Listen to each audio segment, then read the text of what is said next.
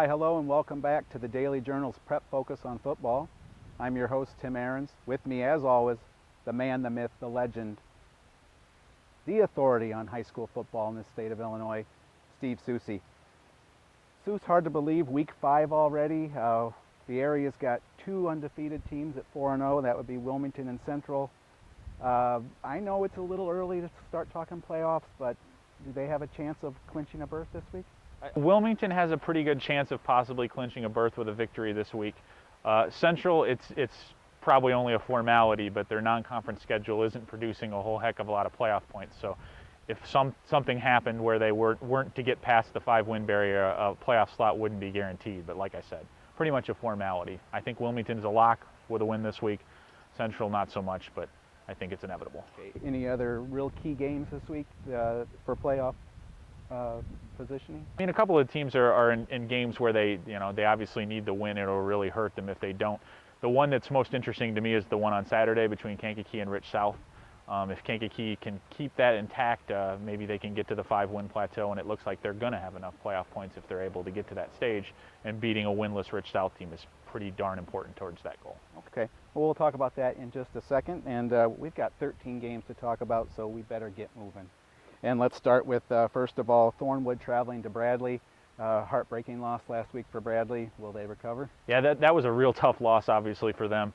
The 1-point loss to Thornton last week. But obviously, coming back this week, this is probably about as good as a bounce-back opponent as they could have. Thornwood struggled for the last couple of years. They're probably not a really good matchup for Bradley Bourbonnais. Bradley should probably win this one rather easily and get themselves back on track. And you'll take Bradley? I will take Bradley. I will also take Bradley. I hope we're not starting a theme already. So, up next, then, St. Lawrence at Bishop McNamara. This has been a pretty fierce rivalry since the two have been placed in the same conference, and St. Lawrence is off to a pretty solid 3-1 start. However, the Fighting Irish need this one if they're hoping to keep their playoffs strengths intact, and it looks like a game that I think they'll be able to get. I'm going to take Bishop McNamara. I will also take McNamara. And let's now jump to the Saturday game, Kankakee at Rich South, that you alluded to earlier, at Richton Park. What do you know about everything in this game? Well, Rich South is kind of struggling this year. Obviously, like I mentioned before, they're 0-4 out of the gate. Kankakee looks like they definitely have a chance at being right in the middle of the pack in the Southland Conference, as opposed to in past seasons when they haven't been able to quite get to that level. Like I said before, this is a key game for Kankakee if they hope to keep their playoff hopes alive, and I'm going to take the Kankakee case. I will also take Kankakee, and we are 3 for 3 so far. Unbelievable. All right, let's move to the Sangamon Valley Conference. St. Thomas More travels to Clifton. Central had a huge win last week. Yeah, that's just simply serving notice for Central. Central is saying, hey, we're the dominant team here in the Sangamon Valley Conference, and I have no problems going with Central again this week over St. Thomas More and moving that record to 5-0. I got to go with Central. Here we go. Also in the Sangamon Valley, St. Joe Ogden at Iroquois West. It's funny how sometimes the schedules don't break very well for certain teams in our area. This can't be a good situation for Iroquois West. St. Joe Ogden coming off the whipping that Central gave them last week. I'm sure that's a very good team regardless of what happened last week, and they'll go into an Iroquois West team looking to avenge that, get back on the winning trail, and I'm going to take St. Joe Ogden. I will also take St. Joe Ogden. Also in the Sangamon Valley, Watseka comes here to Moments, which we are on location at Moments, filming here in front of their football practice. What do you know about the Warriors and the Redskins? Well, the Warriors have obviously experienced quite a few injuries this season. It's one of those situations where they've just kind of mounted up with with losses that have been pretty close. They've been competitive in most of their games this season. Moments, on the other hand, picked up a big win last week over St. Thomas More. I'm going to take Moments in this one. I'm going to try to get back from losing one game with Moments. I didn't pick them against St. Thomas More last week.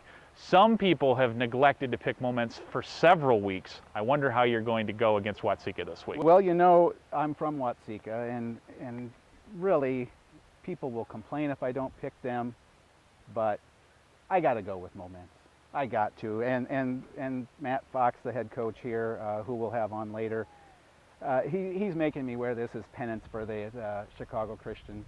I picked them, and that didn't work well out. deserved. Didn't work out that well. Was a blowout win for Moments. That was Well, just a terrible pick by you. they were tied when the game started. That was the last time they were tied. No, I think there was 7-7 at one time too.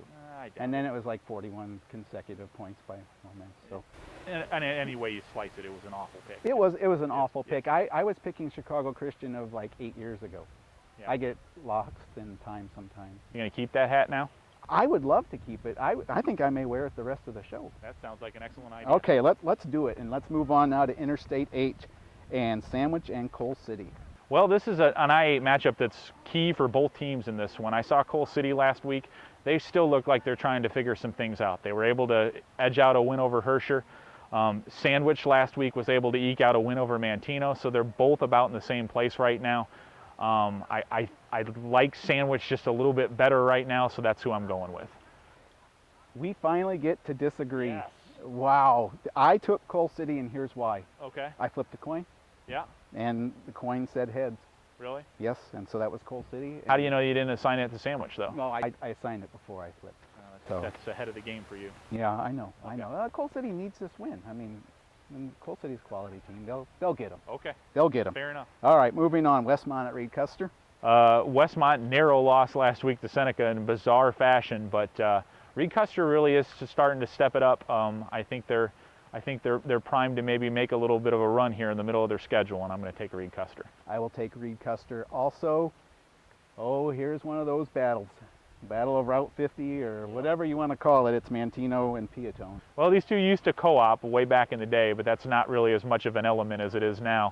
Still, a lot of the kids know each other on both sides, and I'm sure the chatter's been going back and forth between the two. Mantino at 3-1 heading into this game.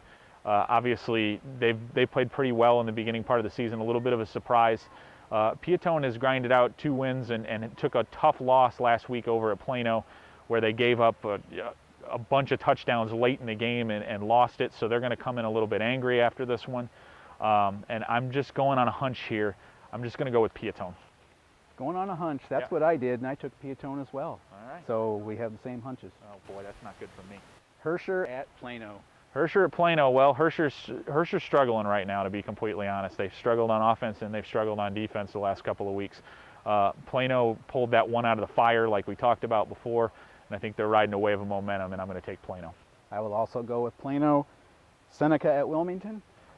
This was, on paper, this looks like this is what will decide the interstate small division, but I still think Wilmington's leaps and bounds ahead of Seneca in the general scheme of things, and I'm going to take Wilmington. I'll do that as well. Dwight at Lyle. Dwight's still struggling to get anything going, and Lyle has done what they've needed to do so far in their season, and I'm going to take Lyle.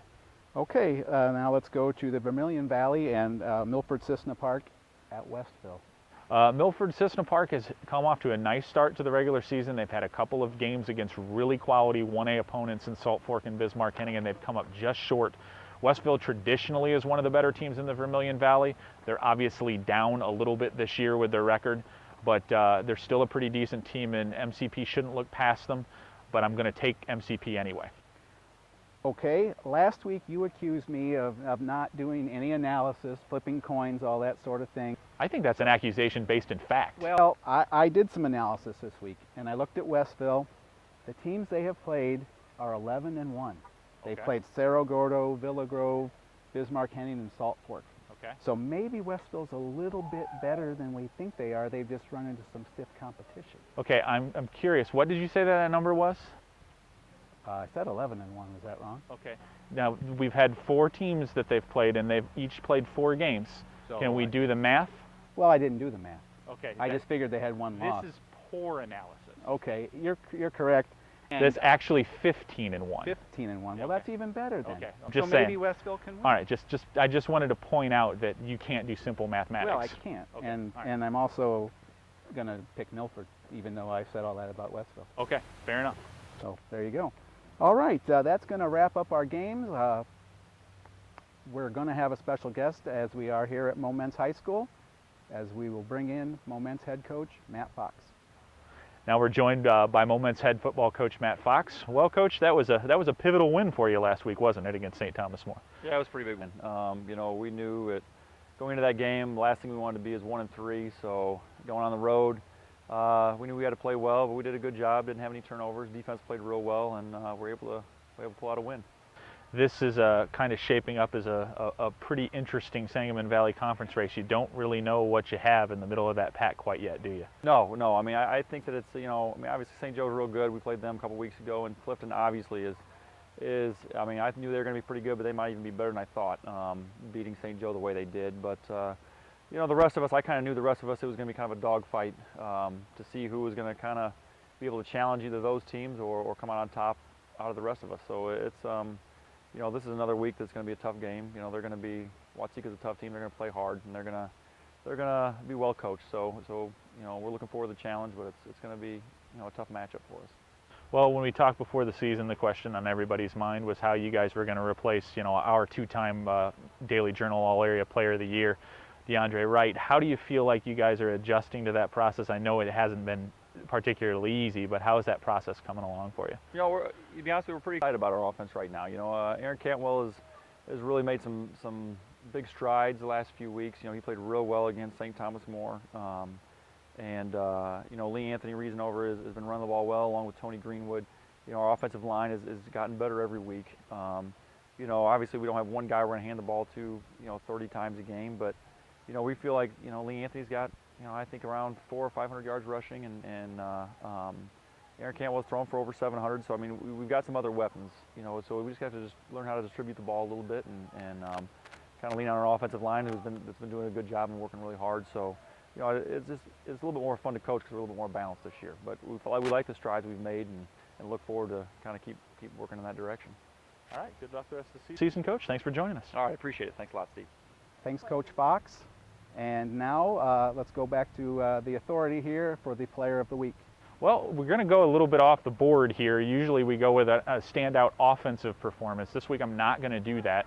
I'm going to give it to one specific player on the central defense that helped them shut out a very strong St. Joe Ogden team. I'm going to go with Derek Graham from his linebacker position. He's one of the area's leaders in tackles for loss. He currently has 12 of those, made a lot of big plays against St. Joe Ogden, and helped the Spartans to 0 points. I can support that decision. Okay.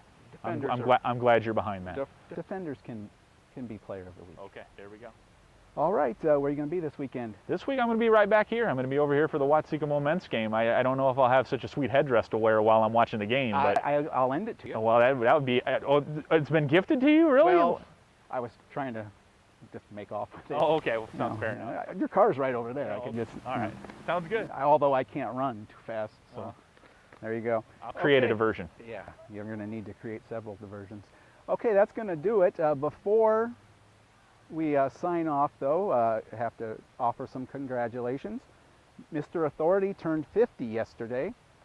Oh, I mean 40. Oh, okay. 40, okay. All right. So happy birthday to you. Thank you. The math problem cropping up again. The math problem, yeah. And also, I have to wish my brother a happy birthday, which is on the same day as yours. He did turn 50, though. Okay, all right. So that's it. And then another congratulations goes out to former sports staff member Becky Driver, now Becky Becker. She had a baby yesterday. Oh, well, so now we've got 3, and actually I know about 3 other people that have birthdays on September 24th. So it's a great day for all. Well, I imagine it is. It should be a national holiday as far as I'm concerned. I would support that. I know you would. I would support. I like holidays. Yeah. I like not going to work. Okay, sounds good. Okay. All right, that's going to do it. Let's have you guys grab a Thursday edition of the Daily Journal. Go right to the sports section, look at the prep focus. You're going to have stats, you're going to have capsules, and you're going to have the famous staff picks, which I am second place in right now, or is it third? It's third. It's third. It's the math. You're trailing Josh Kaufman. And this guy, like usual. Well, I'm neither an authority or a man or myth or legend, so wow, you should be. You're just really kind of chopping yourself down there. Nice work. You should be beating me. So, okay, that's going to do it. Until next week, we'll see you on the sidelines.